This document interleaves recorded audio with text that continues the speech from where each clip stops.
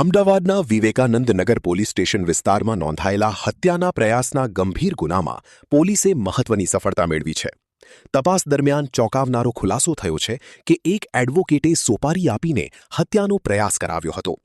પોલીસે વૈજ્ઞાનિક તપાસ, ટેકનિકલ સર્વેલન્સ અને અન્ય પુરાવાઓના આધારે સમગ્ર કાવતરાનો ભેદ ઉકેલી સંડોવાયેલા આરોપીઓને ઝડપી પાડ્યા છે.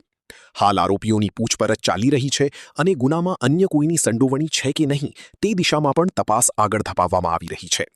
શું કહે છે અમદાવાદ ગ્રામ્ય એસપી ઓમપ્રકાશ જાટ?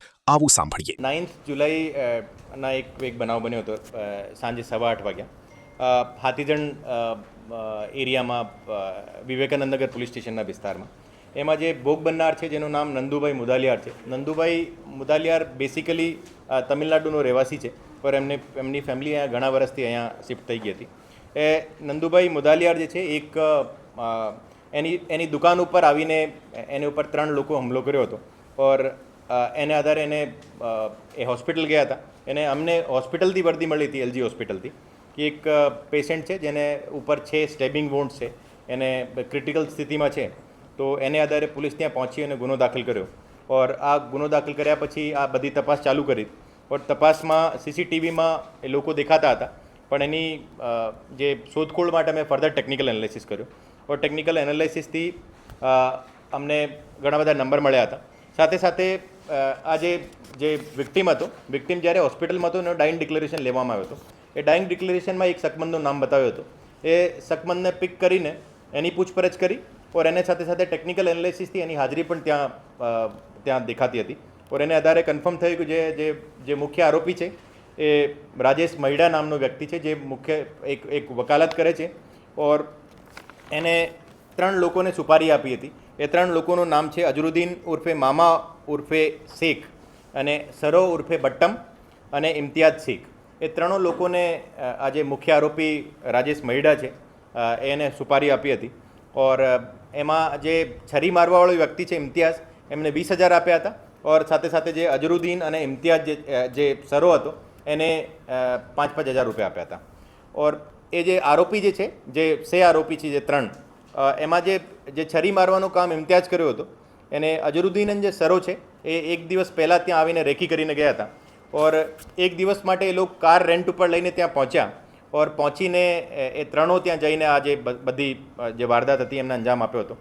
ઓર આ આખા મેટરમાં એ ટોટલ 4 લોકોને અટક કરવામાં આવી છે.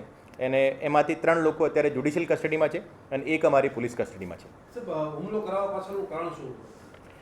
હુમલો કરાવવાનો પાછળનો જે મુખ્ય કારણ હતો કે આ જે ભોગ બનનાર જે છે, ભોગ બનનાર જે મુખ્ય આરોપી છે એમને 4 લાખ રૂપિયા હાથ ઊંચીના આપ્યા હતા. અને ભોગ બનનાર એનાથી વારંવાર એ પૈસાની માંગણી કરતો હતો. અને ભોગ બનનાર જે છે એમને જે આરોપી રાજેશ જે વકીલ છે એનો ઘર પણ એને ગીરવી રાખેલો હતો.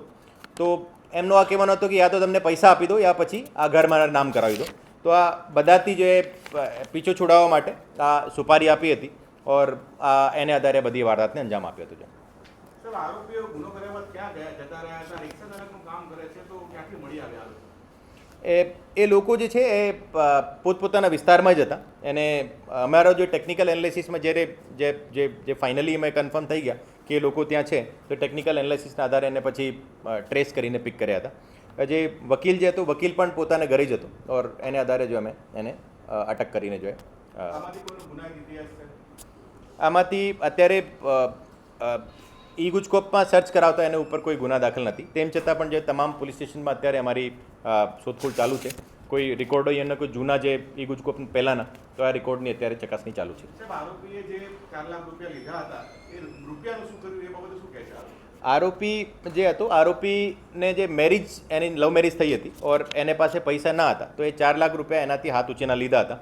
ઓર એને હાથ ઊંચીના લેવાનો કારણ પણ હતો કે જો એને પહેલાં ક્રેડિટ કાર્ડનું કામ કરતો હતો, એનો સિબિલ સ્કોર બહુ ખરાબ થઈ ગયો હતો.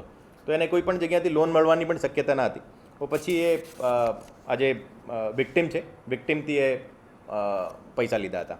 ઓર આરોપી જે છે, આરોપી વિક્ટિમના સંપર્કમાં આ રીતે આવ્યો હતો કે જે વિક્ટિમ જે મુદાલિયાર જે છે, નંદુભાઈ મુદાલિયાર, એ 1998માં એક મર્ડર થયો હતો. એ મર્ડરના મુખ્ય આરોપી હતા.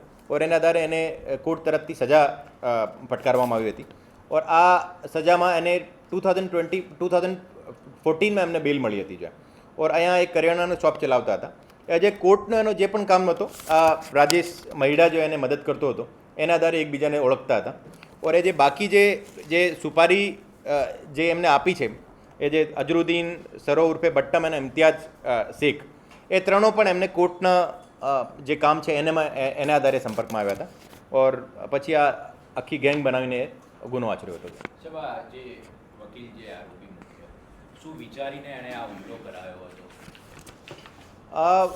વકીલનો જે હતો કે જે વિક્ટિમ જે હતો એનાથી વારંવાર પૈસાની માંગણી કરતો હતો અને એમને પાસે પૈસા હતા નહીં તો એમની આ પ્લાનિંગ હતી કે જો ગમે તે રીતે એમને આ રીતે ઇન્જરી કરીએ કે 15-20 દિવસ એ ખાટલા મારે અને ત્યાં સુધી એ કંઈ પૈસાની સગવડ કરે આ રીતે એની પ્લાનિંગ હતી और वो आखो गुना। ऐसे ही अन्य खबरों के लिए चैनल को सब्सक्राइब कीजिए। खबरों का नोटिफिकेशन पाने के लिए बेल आइकॉन को जरूर दबाएं।